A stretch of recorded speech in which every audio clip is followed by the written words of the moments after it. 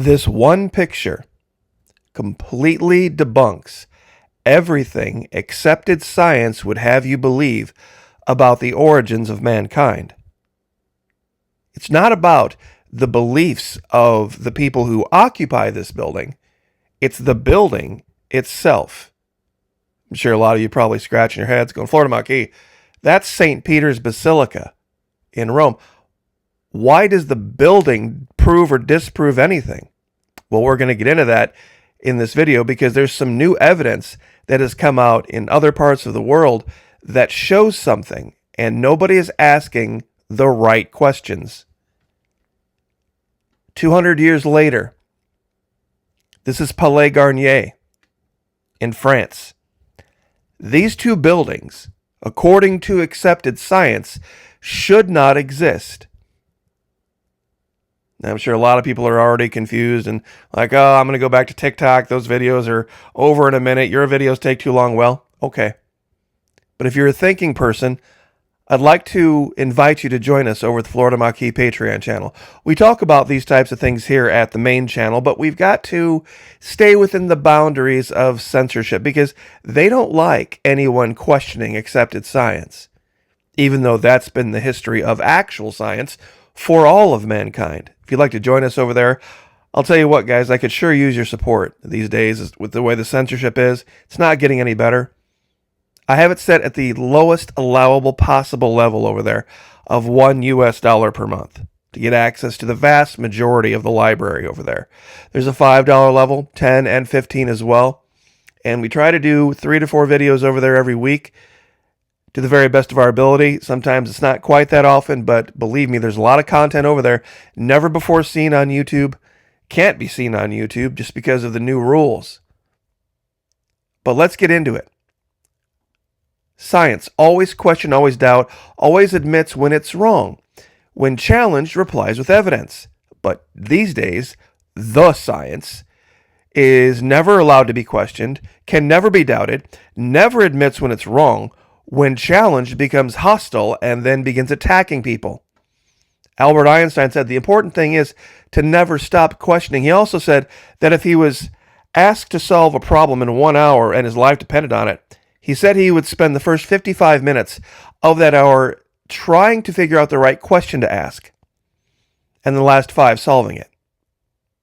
Now, here's the theory that debunks everything. How many of you heard of this idea about out of Africa?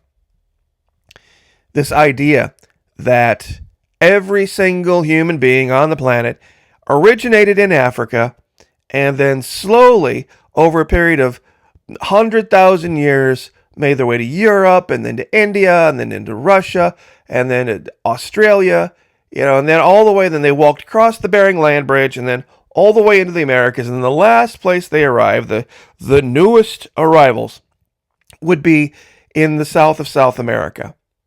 You see, this was the accepted science.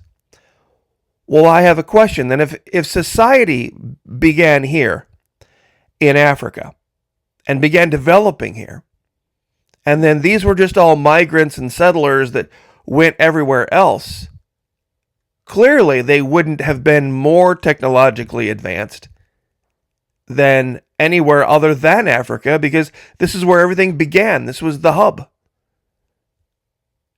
You wouldn't have thought that technology or advancement in civilization would have gone backwards, right? You see, this is what Africa should look like if out of Africa was true. There should be massive, highly advanced cities that are way more advanced than what you would find that the migrants were occupying. Because this should be the home world, right? The home world of all mankind is Africa. So riddle me this, why don't we see buildings like this in Africa? Why did we see buildings like this in the 1600s, but if you went to 1600s Africa, there weren't buildings, period, of any kind in 1600s Africa. They lived, if at all, in huts. If they migrated out of Africa, why was Europe more advanced?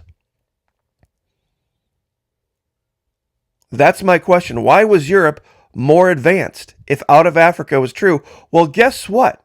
You see, you said that 20, 30 years ago and you would get labeled with a name. See, they said nobody could have gotten to America or South America because of this giant ice sheet.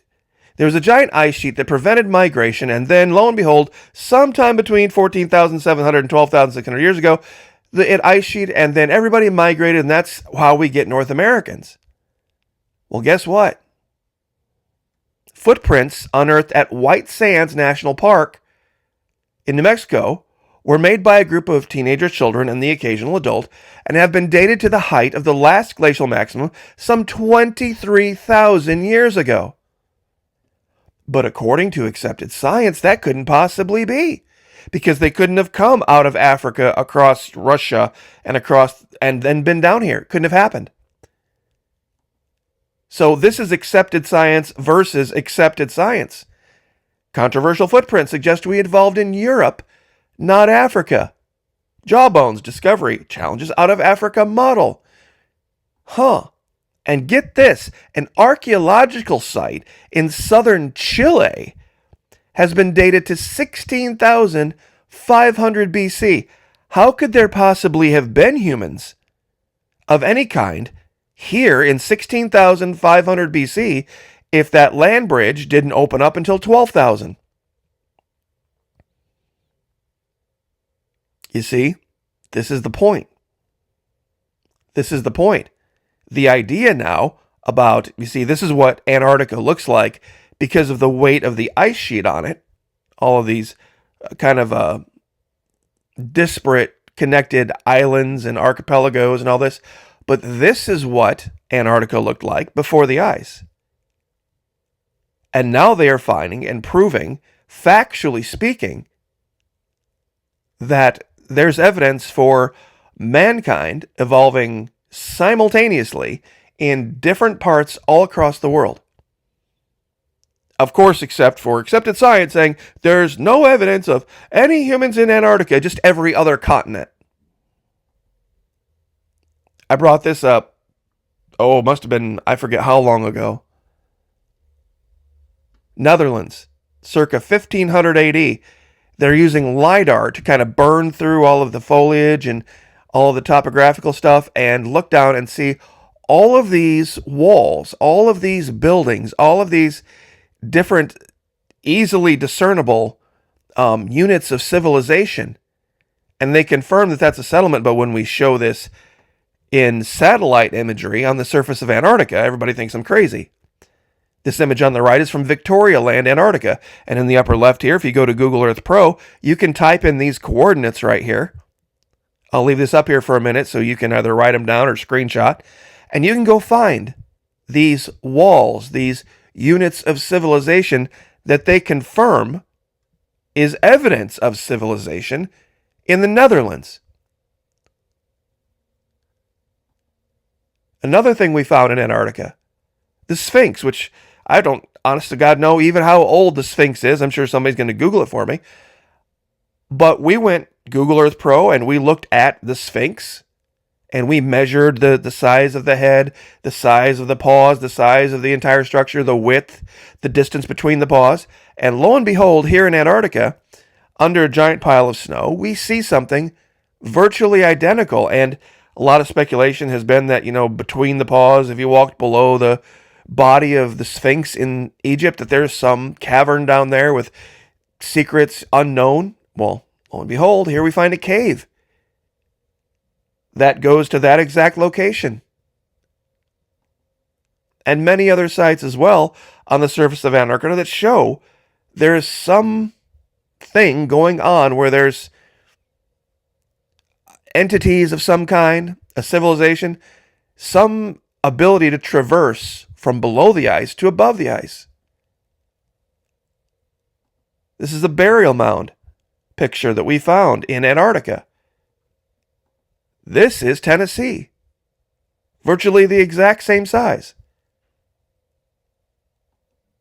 And I know this is a little bit more kind of out there, but the map on the right, the map that you're looking at on the right is allegedly a fictional map created for the series Game of Thrones.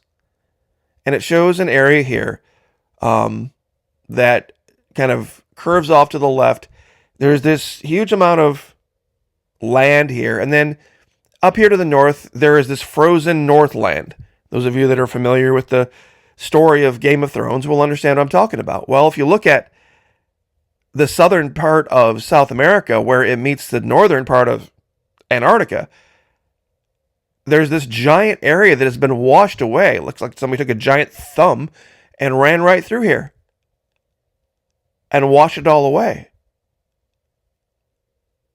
Could there have been a land bridge here as well? This picture on the left is from a key in in Florida. And there's an area of that key that has been cleared. Nobody can explain it. It's not something that was done by the authorities. It's just naturally occurring, and it is virtually in the exact same shape of Antarctica. And my question is, if there had been a land bridge here,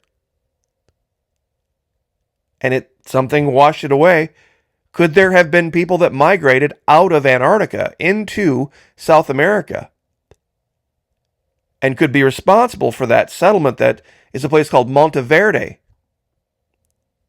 See, I thought I had that picture up of Monteverde. Yeah, Monteverde in Chile.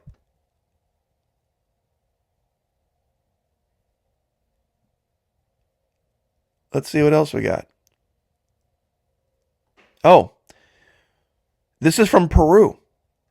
Look at the architecture of, I believe this is someplace called Pumapunku.